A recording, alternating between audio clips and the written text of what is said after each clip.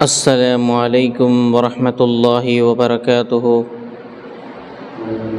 दोस्तों, अज समात कंदासीं एक गुमनाम मुजाहिद, जै मुजाहिद जो नालो मौलवी मोहम्मद समू रहमतुल्लाह अलैह। मौलवी मोहम्मद समू रहमतुल्लाह अलैह केरो इन जे हवाले से पां ॻाल्हि कंदासीं। अचो दोस्तों, समात कयूं।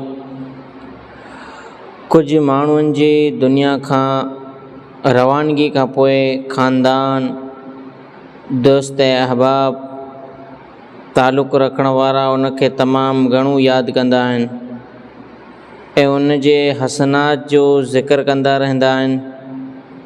विछड़ी वञण वारे जी यादि में लुड़क वहाया वेंदा आहिनि।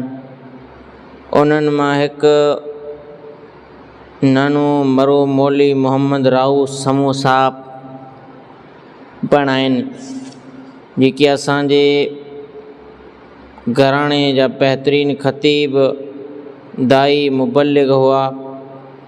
पाण नेकी ऐं तक़वा जा मिसाल हुआ। मौलवी मोहम्मद राऊ समू रहमतुल्लाह अलैह राऊ समू जे घर 1961 ईस्वीअ में ॻोठ डिनारा कच्छ में पैदा थियो। पाण भाइरनि ऐं भेनरनि में 3 नंबर ते हुआ। पाण 1974 ईस्वीअ में पंहिंजो अबाणो ॻोठ छॾे सिंध पाकिस्तान जे ज़िले थरपारकर जे हिकु कुंड में आबाद ॻोठ तुगाची समूह में रिहाइश इख्तियार कई। पाण पाकिस्तान जे मोहबत में पंहिंजे हिकु पुटु ऐं 2 धीअरनि जी परवाह करण जे बग़ैर अधु ख़ानदान छॾे ॾिनो। पंहिंजे 2 भाइरनि मरहूम हाजी इब्राहिम समूह, मरहूम रहीम ॾिनू समूह ऐं 2 भाणेजनि मोहम्मद सुलेमान समूह ऐं मरहूम अल्लाह ॾिनू समूह ऐं चाचनि जे पुटनि वालिद मोहतरम मरहूम यूनी नाना हाजी मोहम्मद गाज़ी समूह, अब्दुल लतीफ़ समूह ऐं हाजी इसाक़ समूह ऐं पंहिंजी नियाणी मोहम्मद सालार समूह सां गॾु सफ़रे हिजरत करे पाकिस्तान पहुता। हिते अची करे सुन्नत हज़रत यूसुफ अलैहिस्सलाम ते अमल कंदे केतिरा ई ॾींहं पंहिंजे ख़ानदान समेत जेल जी मुश्किलातनि खे बर्दाश्त कयो। डिप्लो जी मेमण कम्यूनिटी जी हिकु इंतिहाई नेक ख़ातून, जंहिं पंहिंजे हक़ मार में मिलियल ज़ेवर विकिणी डिप्लो शहर में हिकु दीनी इदारो बनाम तालीमुल क़ुरान वल हदीस जो बुनियादु रखियो ऐं थरपारकर में दीनी उलूम जी हिकु बहितरीन दर्सगाह क़ाइमु थी।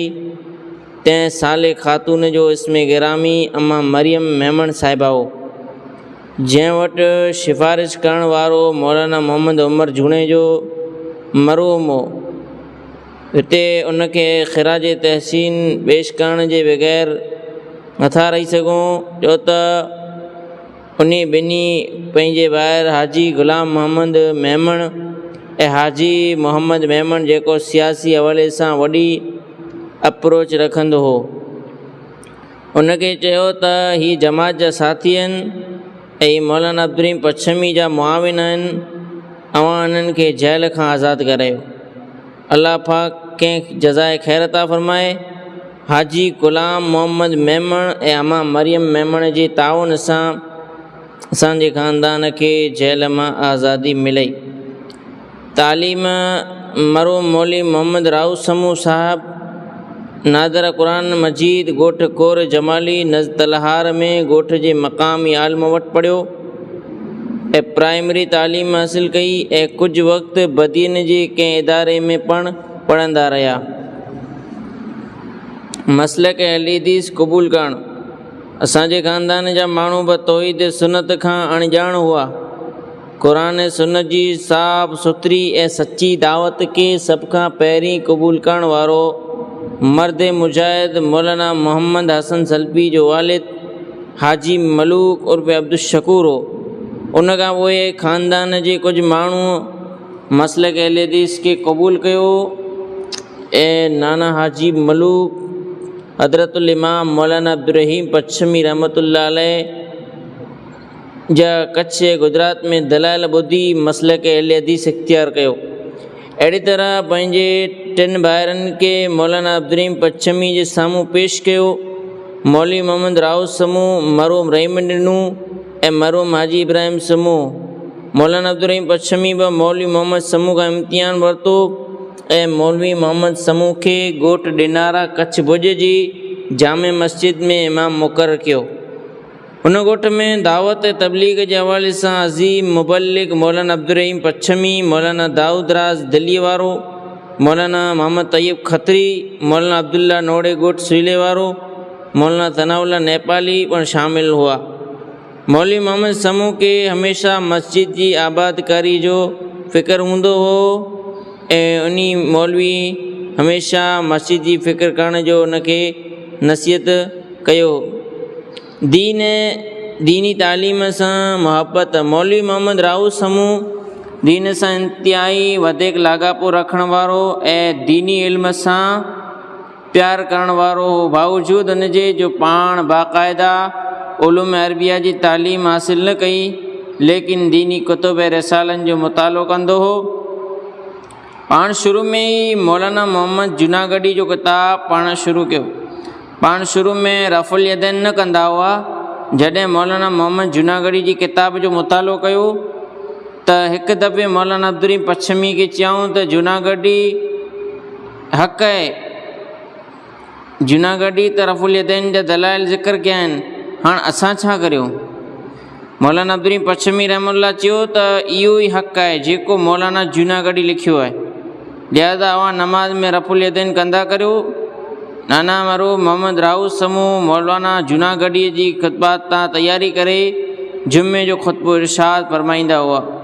अहिड़ी तरह नमाज़नि जी इमामत कराईंदा हुआ ऐं ॿारनि खे नाज़िर क़ुरान मजीद जी तालीम ॾींदा हुआ।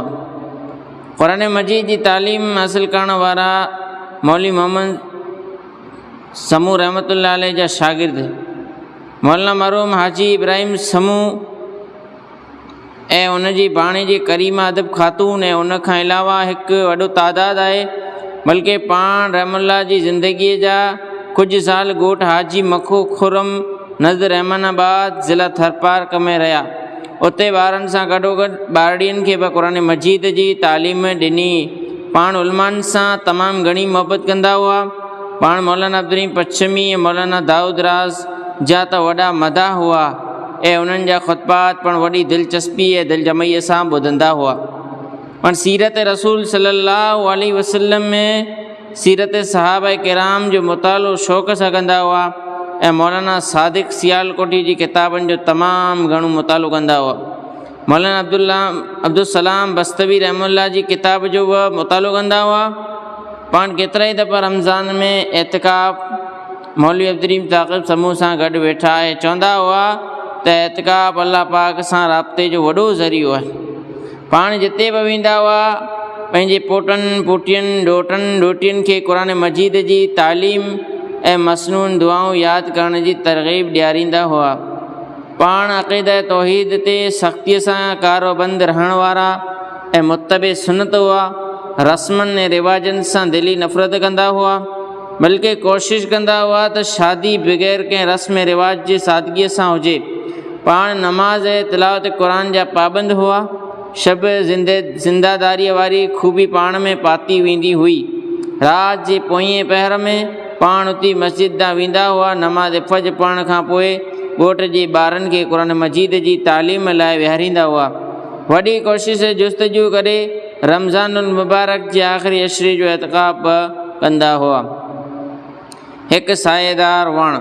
पाण पंहिंजे ख़ानदान ऐं भाइरनि भेनरनि में वॾे भाउ हाजी मलूक जी फ़ौत थियण खां पोइ वॾे हुजण जे नाते हिकु साएदार वण जी हैसियत पिणु रखंदा हुआ। सभिनी सां प्यार मुहबत कंदा हुआ। वक़्तनि बवक़्तनि उन्हनि जे घरनि में वेंदा हुआ ऐं उन्हनि सां हाल अहवाल कंदा हुआ। वालिद मरहूम यानी नाना गाज़ी ॿुधाईंदो त पाण घणो करे इंडिया मां असांखे ख़त लिखंदा हुआ ऐं सभिनी जो हाल अहवाल पुछंदा हुआ। पाण मस्जिदनि मदरसनि ऐं दीनी तलबा लाइ दिलि खोले ख़र्चु कंदा हुआ। पाण जो वधीक गहरो ताल्लुक़ दीनदार माण्हुनि सां हो ऐं उन्हनि सां गॾु वेही करे ख़ुशी महसूसु कंदा हुआ। पाण जूं ॿ शादियूं, अलाह ताला खेसि पहिरीं घरवारी मां 5 धीअरूं ऐं 2 पुट अता कया, जॾहिं त ॿई घरवारी मां 2 पुट ऐं 2 धीअरूं अता कयूं। पाण पंहिंजी इब्तिदाई ज़िंदगी उसर युस्र में गुज़ारी, लेकिन कॾहिं बि पाण शिकायत न कई त ज़िंदगीअ में केतिरी मुश्किलातुनि मां गुज़रणो पवे थो। लेकिन हर हाल में हीउ मर्द मुजाहिद रब जी रज़ा ते राज़ी ऐं ख़ुशि नज़र आयो। हिकु फितने जे सरकोबीअ में मौलाना अब्दुल पचशमी रहमतुल्लाह सां गॾु सफ़े अवल में शामिल हो ऐं जेल बि गुज़ारी। हीउ फितनूं बदियन जे वेझो लुआरीअ ज़िला बदियन में हिकु दरगाह खे काबे जो रुतबो ॾेई हज जो इंतज़ाम कयो वियो हो ऐं मुसलमान मुश्ताइल थी विया। अलाह मौलाना हाजी अहमद मल्ला रहमतुल्लाह अलैह, मौलाना खैर मोहम्मद निज़ामणी रहमतुल्लाह अलैह, मौलाना अब्दुल पचशमी रहमतुल्लाह कच्छ गुजरात का जमाती साथियुनि सां गॾु हिकु वॾो क़ाफ़िलो वठी करे पहता अंग्रेज़नि जो दौरु हो ऐं हिन फितने खे हमेशह लाइ दफ़न कयो वियो। मौलाना मोहम्मद समूर रहमतुल्लाह अलैह जी वफ़ात। पाण 31 तारीख़ 10 महीनो 1999 आचर जे ॾींहुं ज़हर नमाज़ लाइ तयारी करे रहिया हुआ। वज़ू मुकमल करे अञा लेटिया ई हुआ त संदसि रूह परवाज़ करे वियो ऐं रब जे फ़ैसिले अॻियां सर तस्लीमी खम कयो। वेझा वेठल अज़ीज़ अखियुनि मां लुड़क वहाईंदा रहिया ऐं गुज़िरियल उमिरि जे शफ़क़तनि खे यादि कंदा रहिया। बिल आख़िर इहो वक़्तु बि अची पए थो जंहिंखां कंहिं बि ज़ी सूर इंसान खे इनकार नाहे। पैगाम अजल पहुची चुको, पाण जो रूह जिस्म मां सॼो साथ छॾे रब जे रिज़वान जी तरफ़ हलियो वियो। ऐं असां सभिनी खे अल्लज़ीना इज़ा असाबतहुम मुसीबा क़ालू इन्ना लिल्लाहि व इन्ना इलैहि राजिऊन जी तस्वीर बनायो। अल्लाह जी दरबार में दुआ आहे त अल्लाह रब्बुल आलमीन नाना मरहूम मौलवी मोहम्मद राऊ जी हसनात की पंहिंजी दरबारगाह में क़बूल मंज़ूर फरमाए। इंसानी नाते थियल ख़तान लग़्ज़िशन खे माफ़ करे पाण खे आला इल्लीन में जगह अता फरमाए। अल्लाहुम्मा ग़फ़िर लहू वरहमहू वआफ़ी वअफ़ु अन्हु अल्लाहुम्मा अदख़िलहुल जन्नतल फ़िरदौस। अस्सलामु अलैकुम व रहमतुल्लाहि व बरकातुहू।